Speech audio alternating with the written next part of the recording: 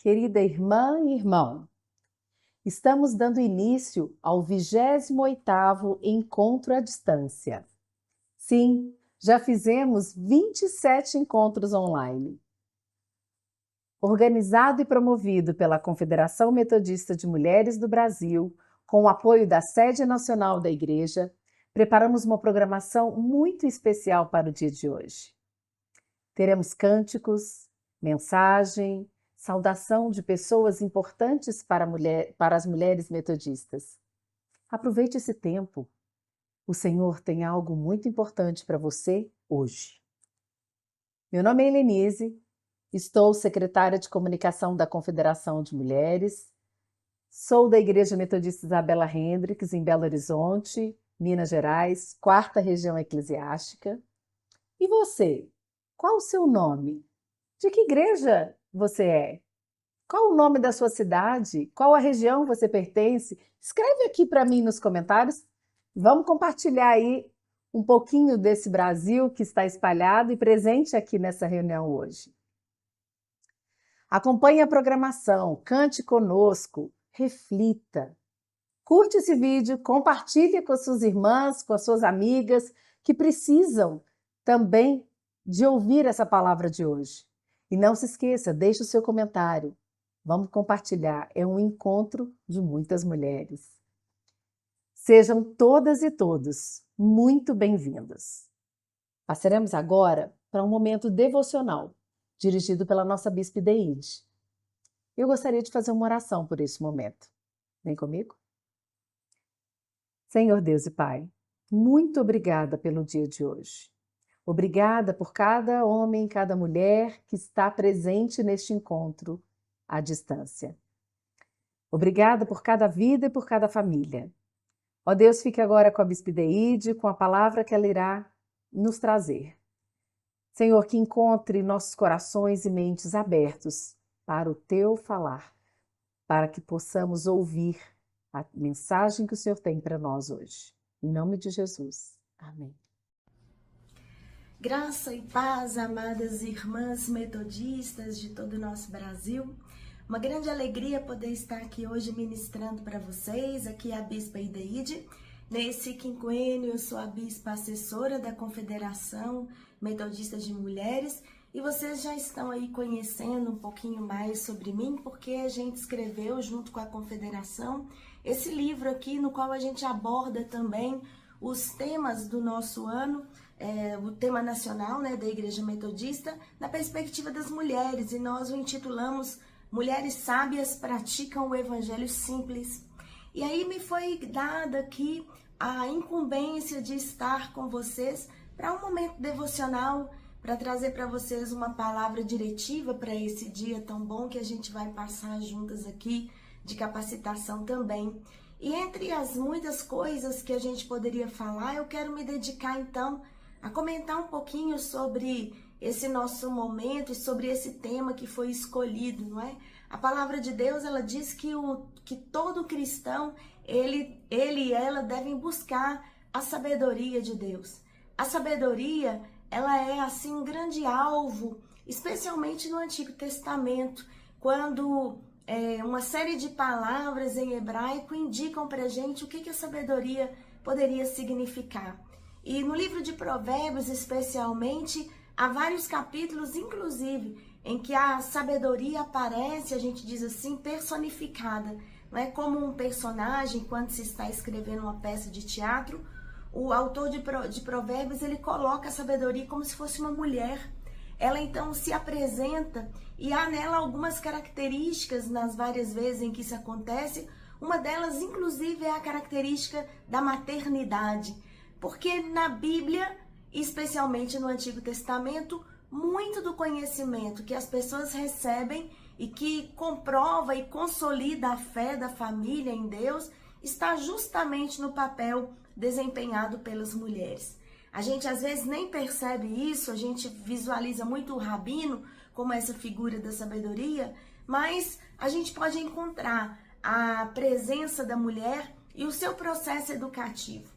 Quando a gente vê, por exemplo, a história de Ana em 1 Samuel, quando a história dela é narrada, diz que Ana estava ali buscando de Deus um filho. Quando esse filho lhe é concedido, ela declara ao profeta: depois que o menino for desmamado, eu vou trazê-lo e apresentá-lo para que ele sirva ao Senhor durante todos os dias da sua vida. Então, esse processo entre o nascimento da criança e até os 5, 6 anos de idade, geralmente o desmame vai acontecer aí lá pelos 3 anos, 4 anos de vida de uma criança, podendo chegar até os 5 naquele tempo, porque a gente vai lembrar que não tem vacinação infantil, né? Você precisa garantir que aquelas doenças que costumam matar os bebês, elas não façam sucumbir o neném. Então as mães amamentam longamente. Ana vai fazer isso. E aí quando o menino tá nessa idade de entre 4 e 6 anos de idade, ele começa a ter os seus primeiros acessos aos espaços formativos, que são os santuários locais, e depois no mundo do Novo Testamento, a sinagoga e o espaço do templo. Então, até esse momento que o menino vai ser instruído por alguém de fato, com uma formação como rabino, todo o processo educativo dele acontece em casa. E o início da sua formação em Deus está ligado àquele exercício, àquele aprendizado que ele tem com a sua mãe. E é aqui que eu quero destacar os 2 lugares especiais da simplicidade e da sabedoria para você, mulher metodista. A sabedoria bíblica, ela não passa meramente pelo acúmulo de conhecimento e nem está ligado diretamente a uma noção intelectual. Quer dizer, a pessoa sábia na Bíblia, ela não é apenas os doutores da lei. A sabedoria não é conhecer a lei. A sabedoria é viver a lei. Então, na Bíblia, todas as vezes que aparece a palavra sabedoria, especialmente no contexto do Antigo Testamento, é uma sabedoria prática, não é? Uma sabedoria do bem viver. Então, você vai ver os conselhos que a sabedoria dá para o seu filho. Ela fala sobre como usar o seu dinheiro, sobre quais os amigos escolher, sobre em que lugares se sentar nas festas e nos lugares para ter um reconhecimento adequado, para não ser visto ou exaltado demais aos seus próprios olhos.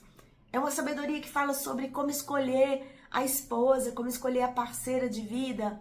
É uma sabedoria sobre como ouvir os mandamentos de Deus e obedecê-los é importante. É uma sabedoria com foco na justiça, na ética. E tudo isso tem a ver com aquela noção maior de shalom. Aquela noção que vai dar pra gente uma plenitude de vida. Como que isso é diferente, às vezes, do que a gente escuta falar sobre sabedoria hoje em dia? E como isso torna, então, acessível todas as coisas que estão diante de nós? Eu tenho um sítio no interior de Minas Gerais e a gente tem um caseiro que está com a gente já tem bastante tempo. Eu acho assim impressionante quando a gente está andando ali pela plantação e ele fala das doenças das árvores, o que precisa colocar para cada fruta dar, qual é a época que essas frutas vão vir, não é? Qual é a época que você tem que ter os animais e quando é que eles vão dar as crias. Há um conjunto, uma série de coisas, de informações, de forma de vida que eu fico assim admirada, meu Deus, não é? E não é uma pessoa letrada que não teve a oportunidade de estudar muito, não é?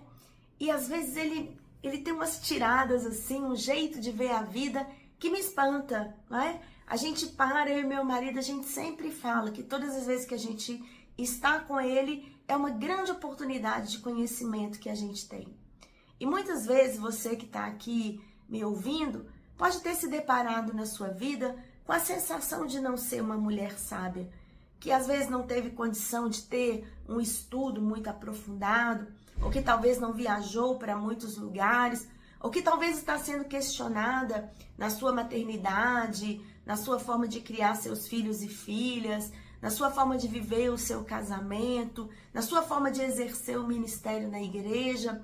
E talvez para você, essa questão de será que eu sou inteligente o suficiente, capaz o suficiente, pode colocar você em um lugar muito perigoso.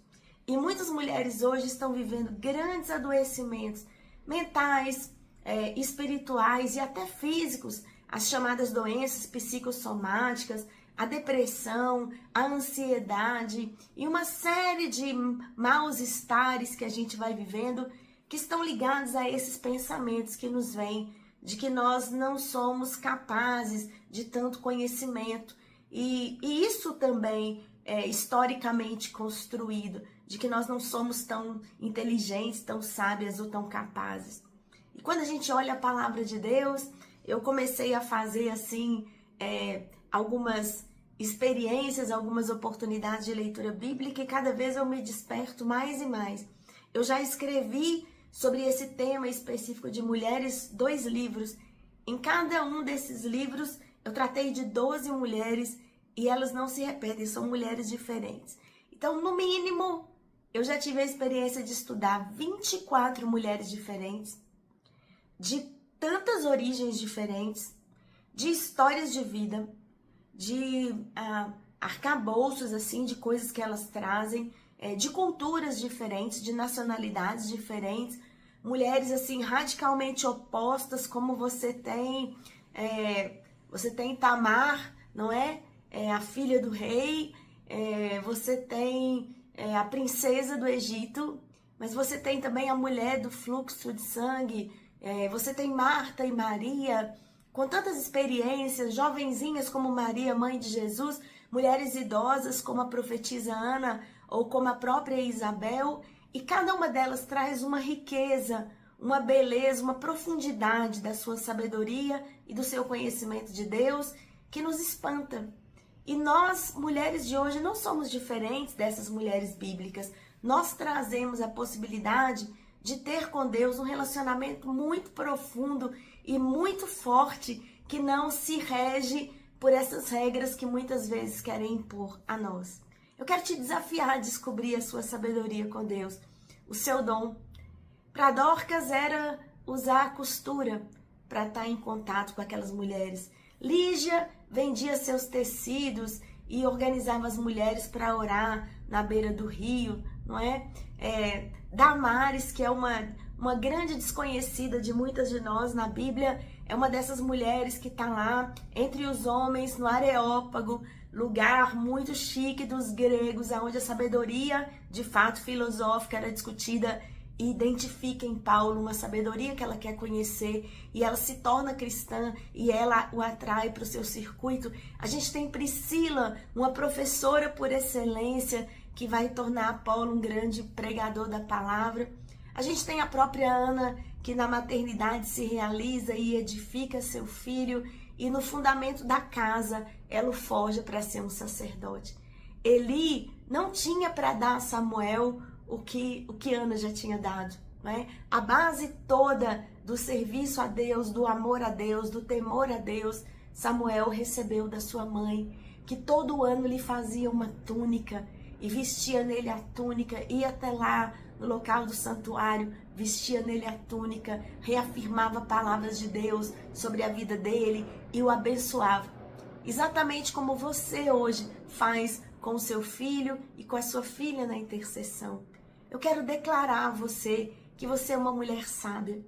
Se aposse da sabedoria de Deus.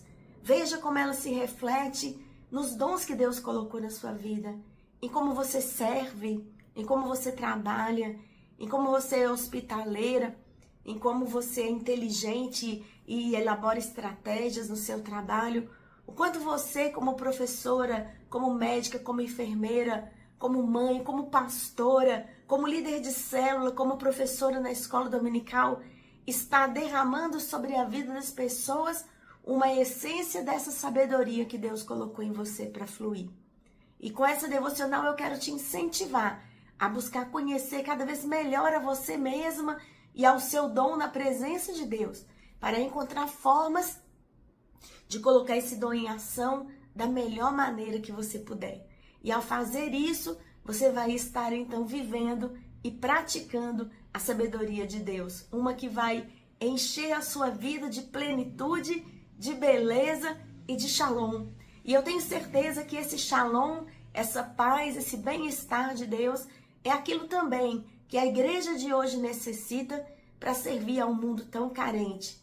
Que a sabedoria de Deus se manifeste Como diz lá também o apóstolo Tiago, né? Que a graça de Deus, ela se manifeste, então, salvadora, nos educando, nos forjando. Que essa sabedoria de Deus se manifeste por meio da sua graça, nos tornando pessoas que também fazem o mundo ao nosso redor algo muito melhor.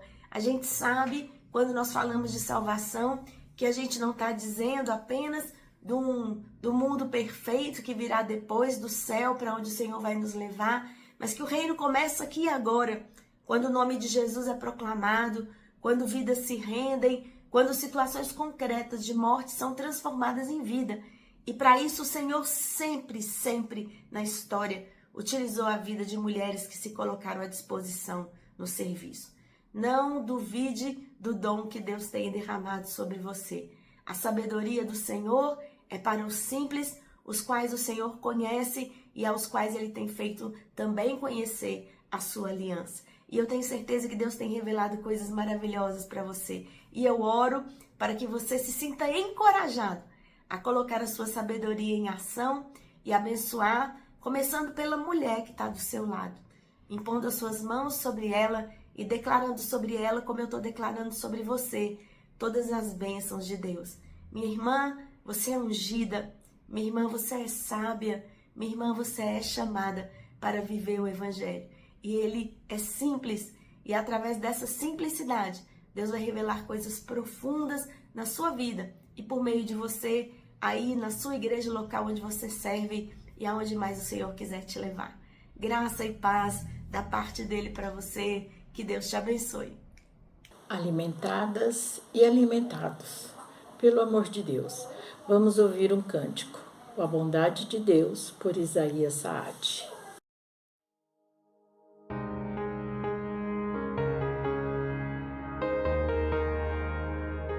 Te amo, Deus, tua graça nunca falha. Todos os dias eu estou em tuas mãos.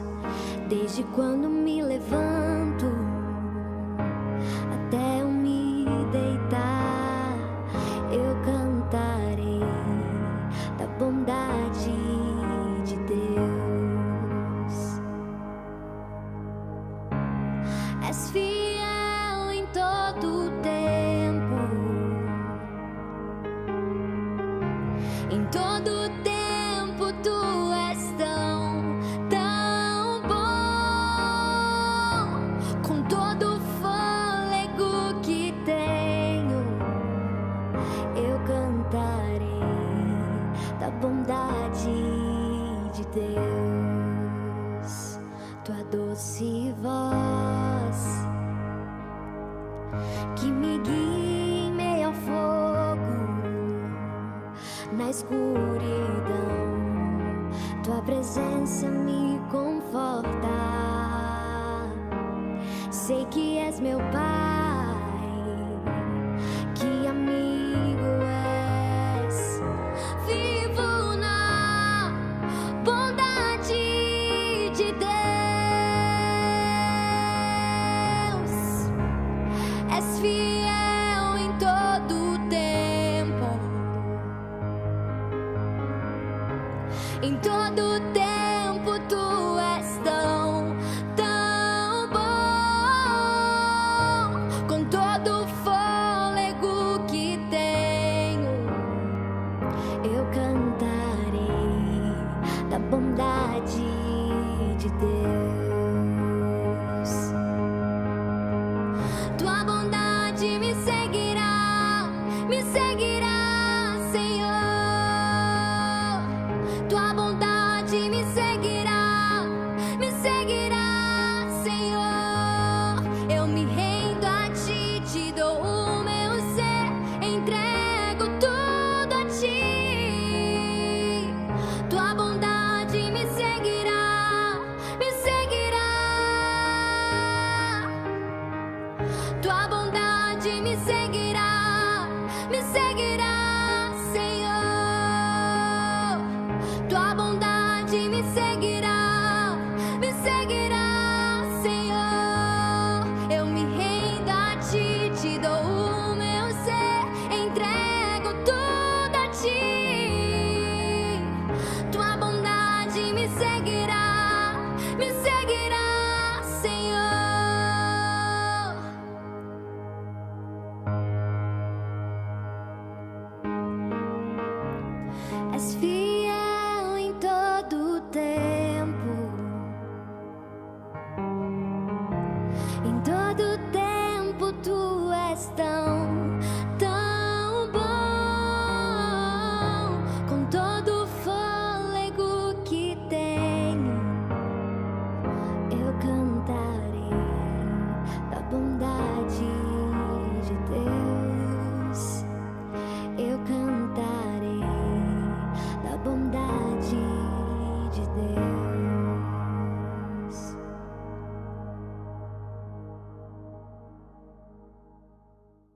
Olá, queridas irmãs, queridos irmãos, sejam muito bem-vindos ao 28º Encontro à Distância, organizado pela Confederação Metodista de Mulheres e apoiado pela Sede Nacional da Igreja Metodista. Hoje queremos trazer até vocês uma palavra, uma mensagem sobre o tema que nesse ano estamos trabalhando na Igreja Metodista e as mulheres também estão trabalhando especificamente nas suas federações, em cada sociedade metodista de mulheres por esse Brasil afora. Mulheres sábias praticam o Evangelho com sabedoria e simplicidade, pois esse é o grande legado que podemos deixar nesse ano para todas e todos da Igreja Metodista.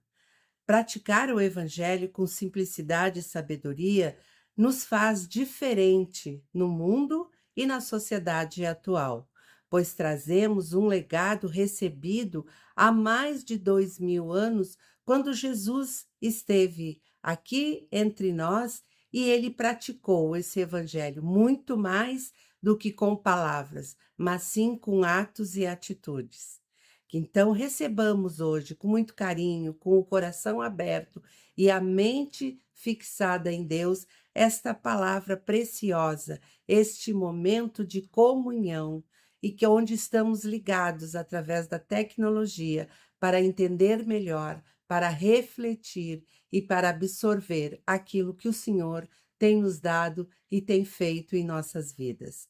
O nosso carinho, a nossa admiração e o nosso respeito a cada um e a cada uma que está aqui presente. Um grande beijo e um grande abraço de toda a Confederação. Obrigada, Vera, pela saudação. E nesse espírito vamos chamar a presidente da Confederação de Mulheres Metodistas da América Latina e Caribe, Jéssica Solar, para a sua saudação.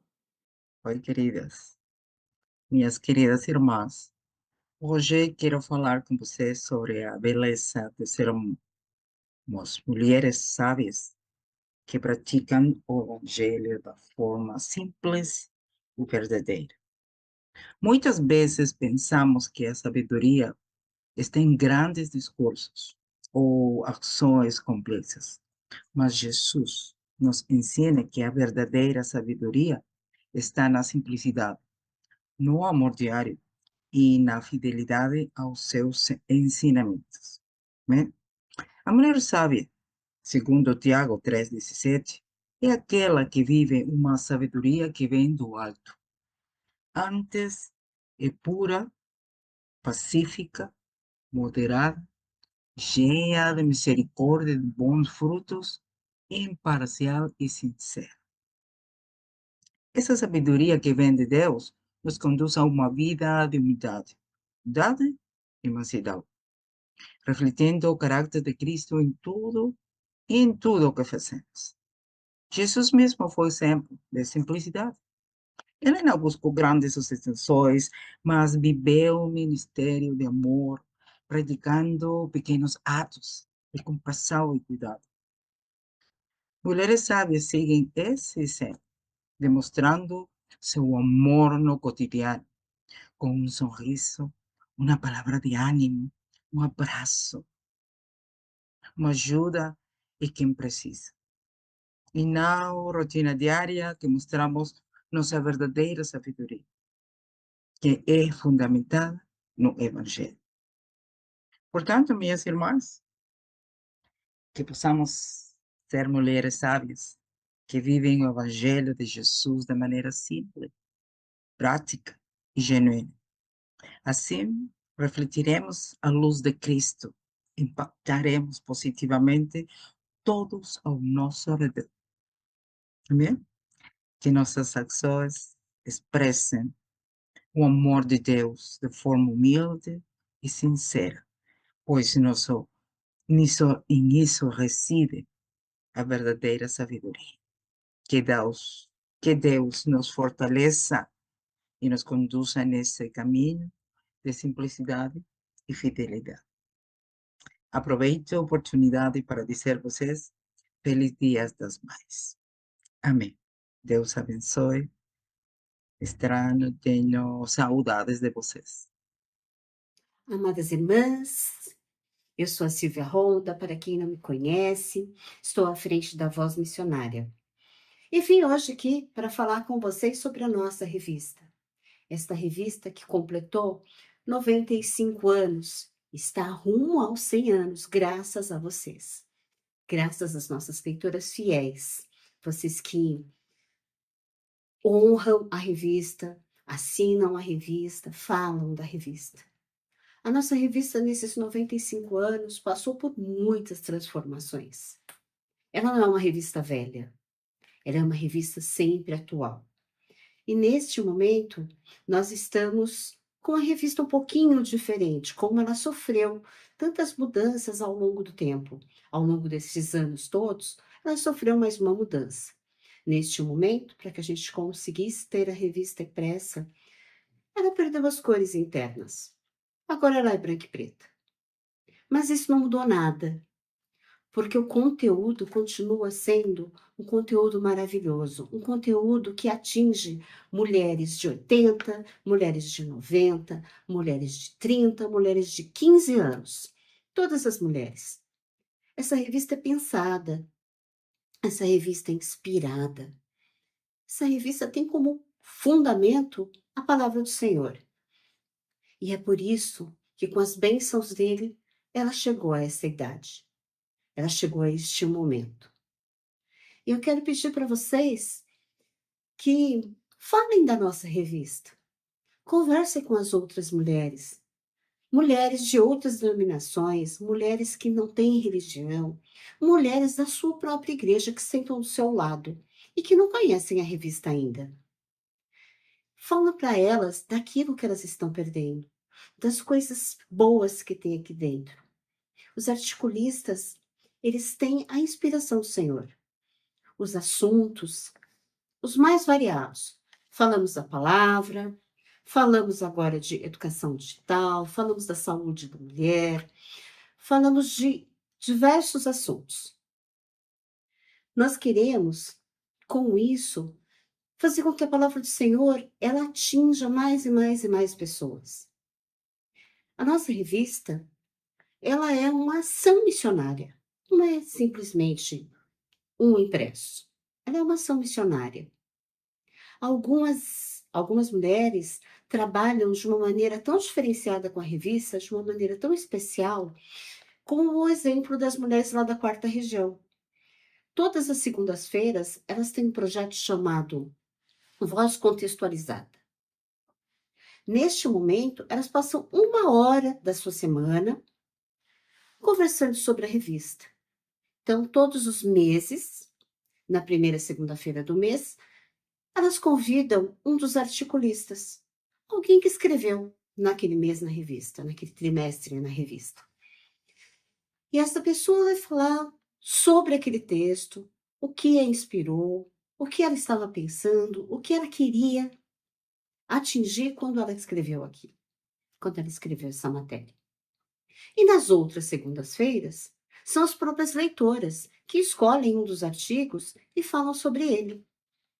E isto faz com que elas cresçam cada vez mais e se inspirem, e se animem, e divulguem, e aprendam. Porque nós estamos aqui para aprender e para ensinar. E a Voz Missionária é esse instrumento. Se você ainda não assina, procure sua agente. Nós estamos agora abrindo um novo momento de assinaturas. Nós estamos com os formatos diferentes. Mas a revista continua sendo instrumento do nosso Senhor ao coração das mulheres, metodistas e não metodistas. Um grande abraço a vocês, um beijo e um excelente EAD a todas. Graça e paz, queridas irmãs e irmãos, estamos aqui no nosso Encontro Nacional de Mulheres Metodistas, à distância. Que bom nós termos este tempo de podermos aprender mais da palavra do nosso Deus. E é isso mesmo, chegou a hora de recebermos a edificação, a capacitação. Queremos dar as boas-vindas à nossa querida Bispa Ideide, que é bispa da 8ª Região Eclesiástica e também a nossa bispa assessora da Confederação Metodista de Mulheres do Brasil. Nós vamos ouvir a respeito do nosso tema, Mulheres Sábias Praticam o Evangelho Simples. Seja bem-vinda, bispa. Graça e paz, minha amada irmã, da parte do nosso Senhor Jesus Cristo.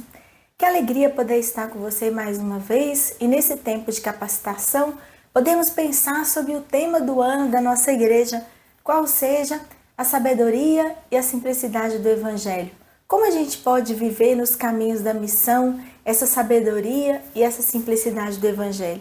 Eu queria me inspirar com você em alguns textos bíblicos. Queria começar por Provérbios, capítulo 14, versículo 8, que diz o seguinte: a sabedoria do homem prudente é discernir o seu caminho, mas a insensatez dos tolos é enganosa. A Bíblia define, especialmente no tempo do Antigo Testamento, a sabedoria, como a gente tem ouvido bastante nesse tempo, não assim como um conjunto de conhecimento, como um aglomerado de livros que você leu, ou de experiências que você teve, como a capacidade de resolução de problemas. Na verdade, a sabedoria bíblica ela tem a ver com a vitalidade da vida, em como a gente vive bem, não é? O que a Bíblia vai chamar de shalom. Então, aquela pessoa que vive bem o shalom, que entende a plenitude da presença de Deus na sua vida, que conhece o Senhor e obedece os seus mandamentos, é considerada uma pessoa sábia. E Provérbios também diz que o começo da sabedoria, o início da sabedoria, ou a chave motriz da sabedoria, é a gente temer o Senhor. Então, quanto mais a gente conhece a Deus, mais a gente conhece e pode obedecer aos seus mandamentos, mais sábio a gente se torna. E o texto em Provérbios diz então que a sabedoria do homem prudente, ou seja, quando a gente adquire essa habilidade do viver bem, uma das coisas importantes que vai acontecer na nossa vida é a gente discernir o nosso próprio caminho. Eu me lembro desde o início da minha jornada como pastora que um dos dons que eu sempre pedi a Deus foi o dom do discernimento. Eu sempre considerei o dom do discernimento um dos mais importantes para a gente poder saber viver bem. Primeiro porque a palavra discernir na Bíblia, ela significa o ato de saber julgar uma situação ou conhecer o caráter das pessoas. Então, quando você é uma pessoa que está, por exemplo, numa função de liderança como eu, conhecer o caráter de alguém, e aí a gente não está falando se a pessoa é boa ou ruim, né? A palavra caráter também na Bíblia vale a pena uma pausa aqui. Caráter é a qualidade daquilo que é impresso. Então, eu gosto muito da origem bíblica e etimológica da palavra caráter. Não sei se você sabe disso. Mas as moedas, elas são cunhadas até hoje, né? Existe um desenho nelas. E antigamente, era o desenho do imperador que estava dominando naquele momento. Então, quando o imperador morria, em geral se recolhiam as moedas, essas moedas eram raspadas e um novo caráter, uma nova fotografia era impressa. E significava que aquela moeda pertencia àquele imperador. Quando se usa a palavra caráter para falar sobre conversão, a ideia é mais ou menos a mesma. É como se a nossa antiga vida fosse raspada e a imagem de Jesus fosse nela impressa. Então, caráter é aquilo que revela de quem aquela moeda é, a quem aquela moeda pertence, não é? Jesus usa mesmo essa figura quando ele pede para mostrar a moeda e ele fala, olha, tem um desenho do César aqui, essa moeda é dele. Então, se alguém tem o caráter de Cristo, esse tal é dele, né? E então o caráter ele tem a ver com isso. O que está impresso na gente? Quais são os valores que estão impregnados naquela pessoa?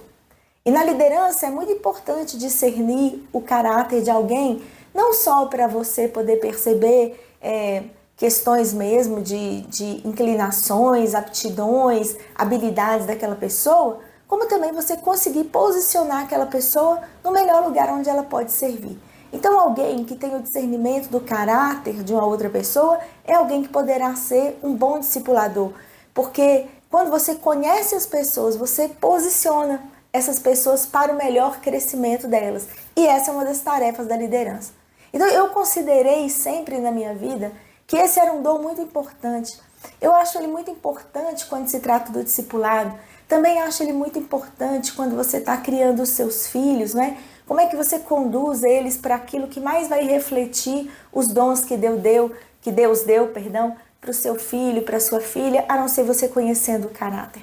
Como é que você pode ajudar uma amiga que está passando por uma dificuldade, que está sofrendo uma dor, da melhor maneira quando você conhece o caráter dessa pessoa? Então, para mim, a sabedoria tem muito essa carga, de fato, do discernimento. Ele é um dom espiritual importante para que a gente não apenas reconheça a natureza daquela pessoa, mas a gente também reconheça suas habilidades, seus potenciais. E como líderes que nós todas somos em muitos níveis diferentes, nós podemos melhor colaborar, então, para o crescimento, o desenvolvimento dessas pessoas, reconhecendo seus dons e posicionando essas pessoas de acordo com aquilo que melhor vai refletir a graça de Deus na vida delas. Enfim, então a palavra do Senhor, ela diz aqui que o homem sábio, ele discerne não apenas os outros, né? Não apenas ele discerne as outras realidades, mas ele tem uma grande aptidão, uma grande capacidade de discernir e conhecer a si mesmo, né? E aqui entra essa outra parte, não é? A minha sabedoria, a sabedoria do Evangelho, é para que eu reconheça também quais as áreas da minha vida eu devo abrir à ação do Espírito Santo, para que ele me transforme, para que ele me habilite, para que ele me capacite, não é? A gente tem hoje na psicologia, por exemplo, muitas condições de conhecer os nossos temperamentos, né? A gente faz acompanhamento terapêutico, a gente procura esse tipo de ajuda, não apenas quando a gente tem um problema, mas também quando a gente quer reconhecer aonde estão as nossas áreas potenciais de crescimento, não é verdade? E eu acho maravilhoso saber que essa busca que às vezes a gente está fazendo hoje por esses outros caminhos, o Espírito de Deus também quer suprir em nós. Ele quer que a gente chegue à maturidade da nossa vida. E maturidade também tem muito a ver com sabedoria. Quanto mais eu tenho conhecimento de mim mesma, quanto mais eu sei me posicionar nas situações, mais eu vou me abrir para que a graça de Deus possa me utilizar e eu possa ser canal do Senhor na vida das pessoas com muito mais efetividade. E aí eu quero passar para o segundo texto com você. Eu acredito que Jesus, ele nos ensina muito sobre discernimento, porque além da gente saber julgar uma situação ou conhecer o nosso próprio caráter ou o caráter das pessoas, o discernimento precede também as boas escolhas. Então, quando eu sei discernir uma situação, por exemplo, de um emprego, esse emprego é o melhor, o curso que eu vou estudar, esse curso é o melhor, o adolescente, não é? Essa turma é a melhor para eu andar, esses são os amigos que eu quero ter, essas são as influências que eu quero receber. Quanto mais eu tenho um bom discernimento, melhores escolhas eu vou fazer, escolhas inclusive que vão refletir a sabedoria em todas as áreas da minha existência. E é interessante por isso então que o próprio Salomão, né, em Provérbios, ele vai pedir sabedoria e ela foi concedida a ele e foi provada naquele episódio quando ele reconhece o caráter da mãe do bebê, né? E ele diz então, entregue essa criança a essa mãe, porque o seu caráter revela que ela é a mãe dele. Então, é muito interessante a gente perceber isso. E aí eu vou para Jesus, né? Eu vejo dois momentos importantíssimos na trajetória de Jesus que eu quero compartilhar com você, em que Jesus revela como é que ele viveu esse evangelho simples e sábio. Como é que a sabedoria se revelava nas atitudes de Jesus. E eu vejo que essa sabedoria em Jesus, ela tem tudo a ver com caráter. E qual é o caráter de Jesus? Como é que Jesus se identifica? Como é que ele se discerne? Jesus começa o seu ministério debaixo de uma palavra, né? E uma amiga que me chamou a atenção para isso, assim, foi um momento para mim de uma revolução espiritual na minha vida, quando ela me chamou a atenção para o fato de que Jesus não começa seu ministério realizando coisas importantes. Jesus não começa o seu ministério pelos grandes milagres que ele realiza, mas ele começa o seu ministério justamente quando Deus diz quem ele é. Então é muito importante para ter sabedoria ouvir Deus nos dizer quem nós somos. E a palavra do Senhor fala que Jesus ele vai procurar João, ele chega à beira do Rio Jordão, onde João batiza, ele diz para João, é necessário que eu seja batizado, mesmo com a recusa de João. E quando Jesus é batizado, então o céu se abre e o Espírito de Deus então desce sobre ele em forma de uma pomba e há uma voz do céu que diz, esse é meu filho amado em quem eu me comprazo. Então a sabedoria, ela começa quando o Evangelho nos revela nossa verdadeira natureza, aquela que nós perdemos com o pecado, aquela que foi afetada na nossa relação com Deus. Nós temos uma natureza de filhos e filhas do Senhor. Né? A filiação é um ponto de partida importante que, lembra que eu falei do caráter? Que marca na gente, imprime na gente a nossa primeira marca. Nós temos um pertencimento. Isso é muito saudável, isso é muito curativo e é o princípio do Evangelho.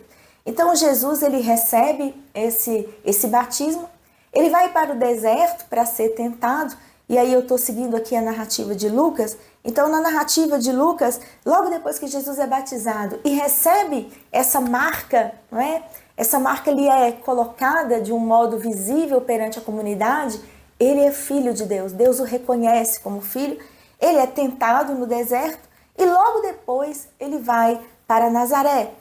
Quando ele chega em Nazaré, ele continua fazendo suas coisas cotidianas. O texto diz que ele começou a ensinar na sinagoga, todo mundo elogiava, e ele foi então aonde tinha sido criado e entrou na sinagoga, diz o texto, como era do seu costume.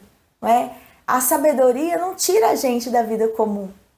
A sabedoria não coloca a gente num lugar elevado, melhor do que todo mundo. A sabedoria nos insere, não é? Ela nos leva ao encontro das outras pessoas. E Jesus se levantou para ler.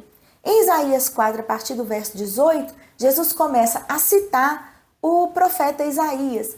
E ele diz o seguinte, o Espírito do Senhor está sobre mim, porque ele me ungiu para pregar boas novas aos pobres, ele me enviou para proclamar liberdade aos presos e recuperação da vista aos cegos, para libertar os oprimidos e proclamar o ano da graça do Senhor.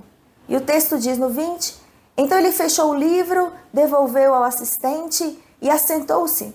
Na sinagoga, todos tinham os olhos fitos nele, e ele começou a dizer-lhes, hoje se cumpriu a escritura que vocês acabaram de ouvir.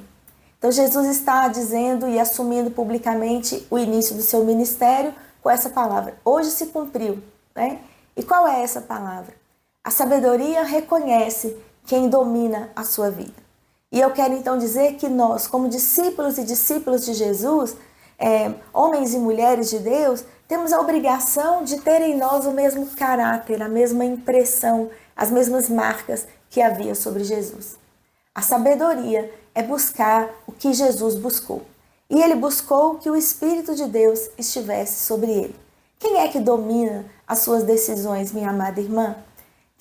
A quem você recorre quando você está em tempos de dificuldades?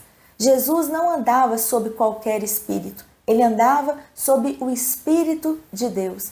A sua sabedoria era discernir o seu caminho. Esse é um caminho que Deus está conduzindo ou esse é um caminho no qual eu estou andando por mim mesmo? Então é preciso que tudo que nós façamos e todo o movimento da nossa vida comece por uma profunda convicção de que é o Espírito do Senhor que está sobre nós. Há um tempo atrás, eu escrevi um livro chamado Incompleto, e nesse livro eu conto a experiência de um moço chamado Jefité. Jefité era um líder do povo de Deus. E o texto bíblico em Juízes 11 diz, o Espírito do Senhor veio sobre Jefité. Ele teria que liderar uma batalha e o Espírito de Deus já estava sobre ele. Mas ele não discerniu que esse Espírito estava sobre ele. E o resultado é que no meio da batalha, ele faz um voto absurdo, não é? De que se ele voltasse vitorioso, ele iria sacrificar a sua filha. Aliás, ele iria sacrificar a primeira pessoa que saísse de casa. E ele não sabia que ia ser a filha dele. Então, quando ele vê a filha, ele logo se espanta, ele fica arrasado, não é? O texto bíblico termina dizendo que ele reinou apenas por 6 anos. Por quê? Porque, embora o Espírito de Deus estivesse sobre ele, e ele fosse ungido, e a vitória já estivesse prometida, ele não discerniu, ele não teve sabedoria. e na hora de agir, ele agiu conforme os seus medos. O medo da rejeição do pai, a condição de vida difícil que ele tinha experimentado, a rejeição dos irmãos, a rejeição da cidade. Ele foi movido pelas suas dores, ao invés de ser movido pelo Espírito de Deus. Então, quando a gente descobre a nossa identidade de filhos e filhas de Deus, nós somos convidados pelo Senhor a passar a nos mover pelo Espírito que está sobre nós e não pelas experiências ruins que nós já tivemos na nossa vida. Esse é um primeiro passo importantíssimo da sabedoria. Vai ser tremendamente libertador e é o que vai permitir à igreja viver a sua tarefa no mundo. É essa convicção de filho de Deus que faz com que Jesus diga coisas como assim, olha, eu vou morrer, né? Mas ninguém está tirando a minha vida.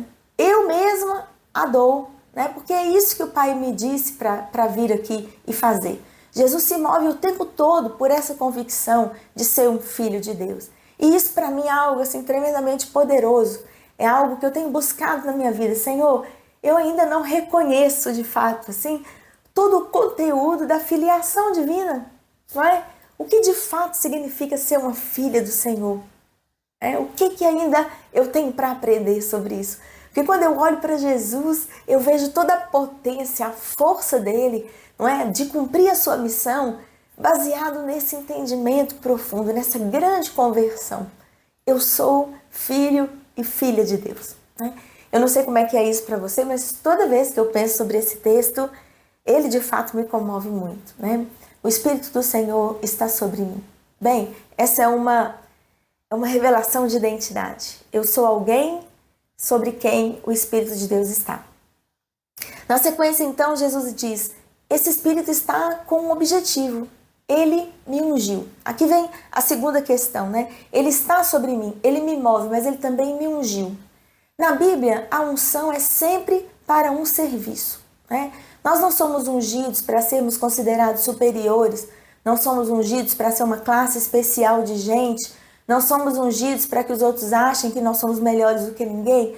A pessoa é ungida para uma missão, para uma tarefa, né? O rei é ungido para uma tarefa, o profeta é ungido para uma tarefa, e o sacerdote também, não é? Então toda tarefa, todo trabalho que requer uma unção, ele tem assim um profundo senso de comissionamento, né? É a segunda coisa. Se eu sou ungida para um serviço, eu não posso tomar o serviço por meu, né? A minha postura é uma postura de humildade, é uma postura de entrega. E Jesus transmite isso muito bem. Bem, eu sou alguém ungido. Ungido para quê? Aqui é um conjunto de ações que demonstram a sabedoria do Evangelho. Para que ele serve e como é que ele então começa a impactar a vida das outras pessoas? Primeiro, eu sou ungido para pregar boas novas aos pobres, diz Jesus. E assim como Jesus, eu e você também, minha irmã, nós somos ungidas para pregar boas notícias. E as boas notícias, elas são fundamentais nesse mundo onde tantas pessoas estão passando hoje por profundos adoecimentos mentais, espirituais, sociais. Nós temos que reconhecer que muitas vezes não temos pregado um evangelho das boas novas. Temos pregado um evangelho de tarefas, temos pregado um evangelho de meritocracias, temos pregado um evangelho de merecimentos, mas não temos pregado um evangelho das boas notícias. Toda boa notícia tem um único objetivo, ela quer alegrar o seu receptor, ela quer impactá-lo para a vida, impactá-lo para a alegria, para um grande potencial de realização. E a Bíblia chama então essas pessoas que recebem as boas notícias de pobres. Existem muitos jeitos de entender as dimensões da pobreza, inclusive das condições de vida que têm roubado das pessoas a dignidade hoje. E o Evangelho, ele é dignificador. Nós estamos passando por um momento difícil na vida da nossa igreja evangélica no Brasil hoje, um momento de crise em que pessoas não têm sido movidas das suas situações de morte, não têm sido tiradas das suas diversas pobrezas como deveriam. Mas quando o Evangelho ele surge na Galileia, ele tira as pessoas da separação social, quem era impedido de participar do culto, quando Jesus cura uma pessoa, quando Jesus limpa uma lepra, quando Jesus liberta um endemoniado, ele está proclamando boas novas. Você tem acesso ao culto, você pode agora entrar na sinagoga e adorar a Deus. Jesus está proclamando boas novas de relações sociais, porque as doenças estigmatizam, as doenças separam, as possessões demoníacas afetam os relacionamentos, mas o evangelho, quando ele entra, ele faz com que as pessoas possam viver novamente em família, não é? Jesus qualifica as relações sociais e econômicas. Zaqueu, quando é tocado pelo evangelho, ele promove ali uma mini revolução social, ele faz distribuição de renda, não é? Dorcas, quando anuncia o evangelho e costura os vestidos e dá dignidade às viúvas, talvez até lhe ensinasse uma profissão. Priscila, quando ensina Apolo e o traz e dá acesso à comunidade. Então, todo o evangelho, quando ele anuncia as boas novas, ele integra essas pessoas, ele tira essas pessoas das suas pobrezas relacionais, das suas pobrezas sociais, das suas pobrezas culticas, das suas pobrezas em todos os sentidos, não é? Então o evangelho da salvação, ele é o evangelho das boas novas. A segunda coisa que Jesus diz e que identifica a sua sabedoria para viver o evangelho é que Jesus diz: eu fui enviado para proclamar liberdade aos presos. E o evangelho, ele precisa promover isso, né? Liberdade de escolha, ensinar a gente a fazer boas escolhas. Liberdade de pensamento, ensinar a gente a pensar com padrões saudáveis. É por isso que a palavra do Senhor diz que a gente tem a mente de Cristo, né? Eu tenho estudado muito isso também ultimamente, e eu estou muito encantada com todas as descobertas da neurociência e vendo, por exemplo, como que as tecnologias não estão, às vezes, ajudando a gente a pensar melhor. Existe hoje até uma expressão dizendo que o cérebro da gente está apodrecendo, né? Existe essa expressão pesada, né? Então, muitas doenças emocionais, muitas doenças que a gente está tendo, muitas estruturas de pensamento que oprimem, não é? De não merecimento ou de grande exaltação, de valorização do dinheiro em detrimento de valorização das pessoas. A gente está envolvido nesses últimos dias aí nas discussões em torno dos jogos, né? E como que os jogos estão impactando a saúde mental das pessoas, os joguinhos de computador e os jogos de aposta. Meu Deus, quantas coisas que adoecem o pensamento, que aprisionam a gente, né? Então, proclamar liberdade aos presos, não só aqueles que estão nas cadeias físicas, não é? Mas a todos os tipos de presos que existem, uma liberdade para a vida. O evangelho, ele nos dá essa consciência que o Espírito de Deus está sobre nós para proclamar liberdade. A outra coisa que Jesus fala é que ele também foi enviado para recuperar a vista aos cegos, né? Novamente, a questão da cegueira na Bíblia não é só uma condição que afeta os órgãos visuais, os olhos, mas ela é principalmente e seriamente uma questão também espiritual. E tudo isso está ligado também à sabedoria, porque quanto mais você tem elementos para enxergar, para ver as realidades, melhor você vai viver, mais sabedoria você vai ter, melhor você vai obedecer a Deus. Jesus vem trazer visão para nós. Visão em 3 níveis, eu quero dizer.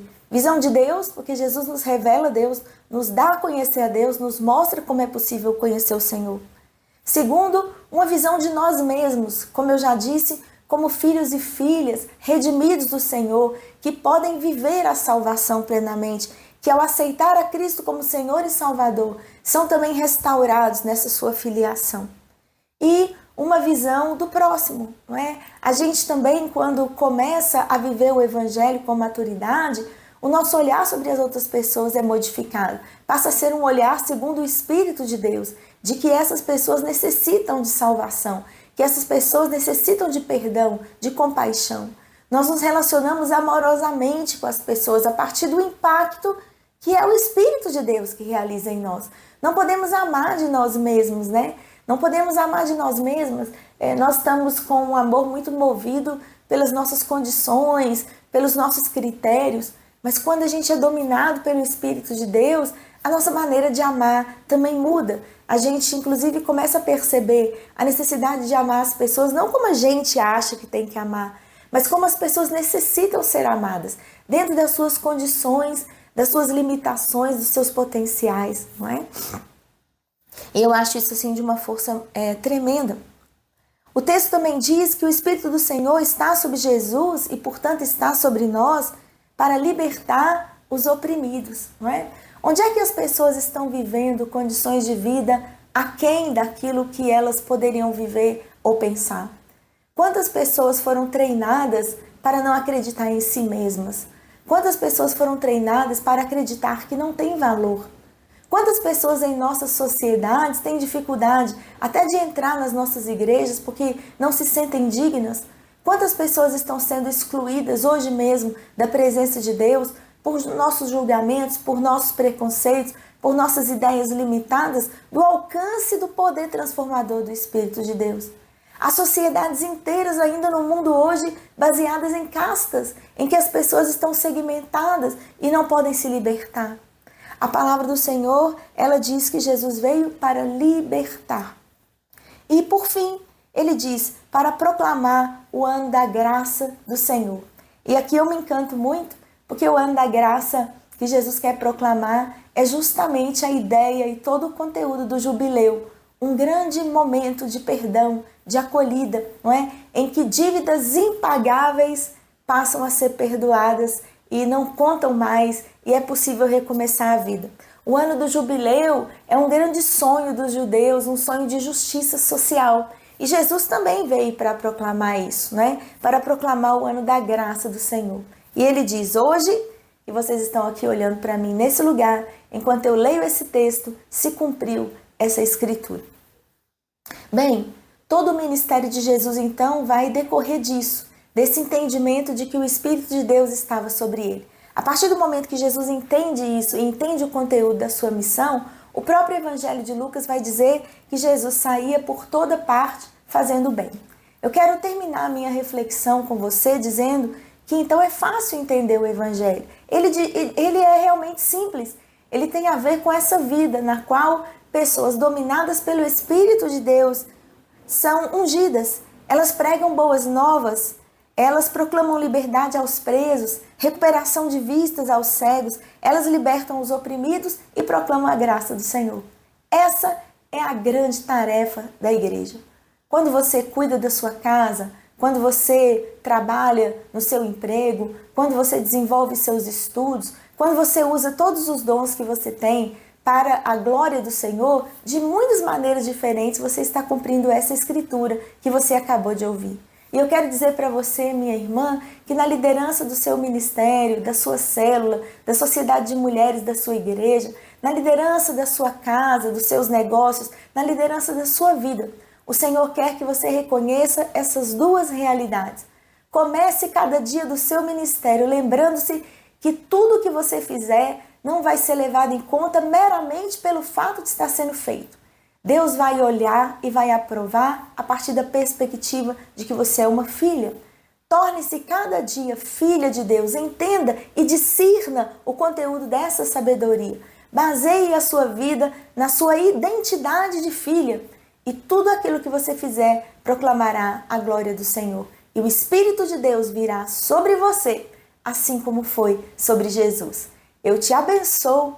Eu declaro as bênçãos do Senhor sobre a sua vida. Eu declaro uma unção de sabedoria e de simplicidade do Evangelho sobre você, para que você reconheça hoje o quanto você é uma filha amada, na qual o Senhor se compraz, e que você saia para anunciar as boas novas da grande alegria dessa salvação e dessa filiação, para que outras mulheres, reconhecendo isso em você, também possam proclamar nas suas vidas e o reino de Deus se espalhe por toda a terra.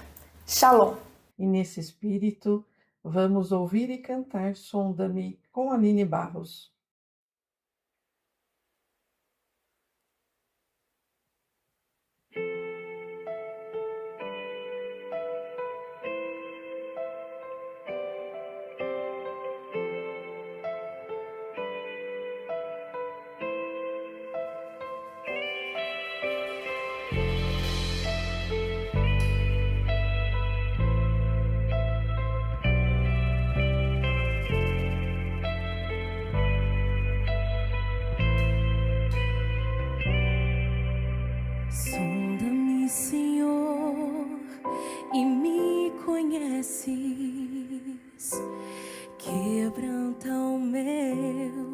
coração. Transforma-me conforme a tua palavra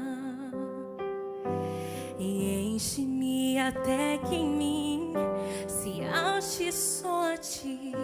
E então usa-me, Senhor, usa-me como um farol que brilha à noite, como ponte sobre as águas, como abrigo no deserto, como flecha que acerta o alvo. Eu quero ser usado da maneira que te agrade, em qualquer hora, em qualquer lugar. Eis aqui a minha vida, usa-me, Senhor, usa-me.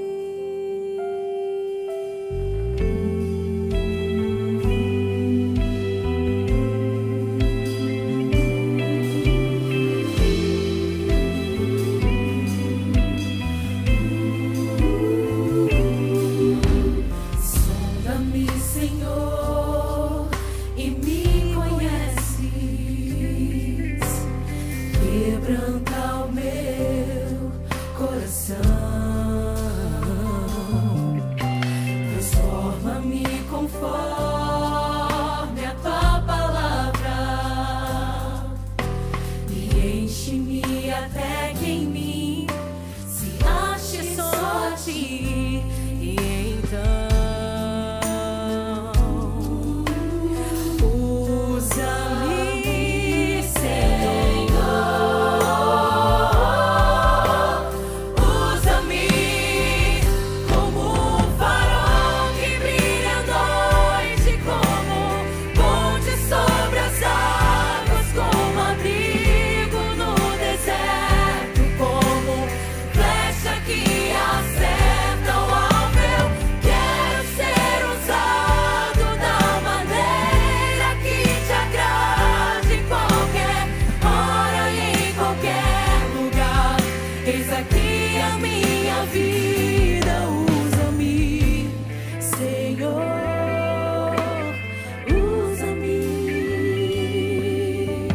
Sonda-me, quebranta-me, transforma-me, enche-me e usa-me. Sonda-me, quebranta-me, transforma-me, enche-me e usa-me.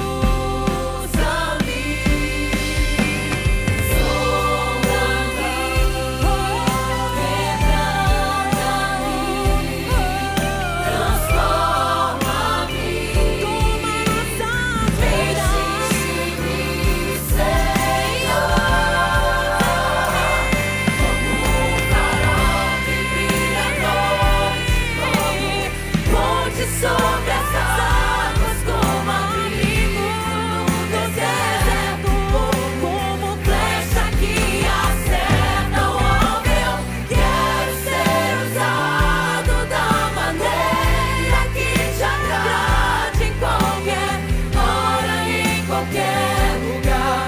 Eis aqui a minha vida, usa-me, Senhor, usa-me.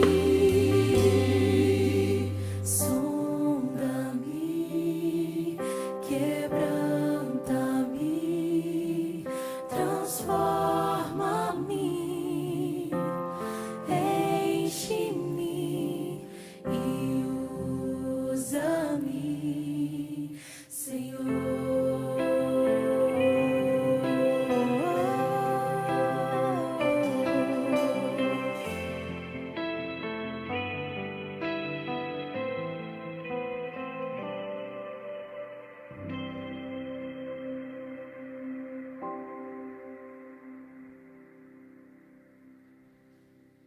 Muito bem, vamos receber a bênção de Deus ao final desse tempo tão maravilhoso de capacitação que a gente aqui recebe. E que a graça do nosso Senhor Jesus Cristo seja sobre você, mulher. Você que é mãe, você que é esposa, você que é filha, você que é irmã, você que é professora de escola dominical, você que lidera ministérios, sociedades de mulheres e tudo aquilo que tem sido levado à sua mão com excelência. Ou você que, embora não esteja na liderança, está ali na intercessão, sempre firme, sempre pronta para o serviço, chamada para todas as coisas. Que a graça de Deus seja sobre você. E que o amor do nosso Senhor Jesus Cristo, o amor salvador, resgate tudo aquilo que você ama. Esteja sobre a sua família, sobre os seus relacionamentos, as suas amizades, sobre aquelas pessoas por quem você intercede. E que o poder santificador, curador e consolador do Espírito Santo também envolva tudo aquilo pelo qual você tem orado todos os dias. Assim eu te abençoo. Abençoa a sua casa, abençoa a sua igreja e abençoa todo o povo de Deus na face da terra, hoje e para todo sempre. Amém. Até a próxima, gente!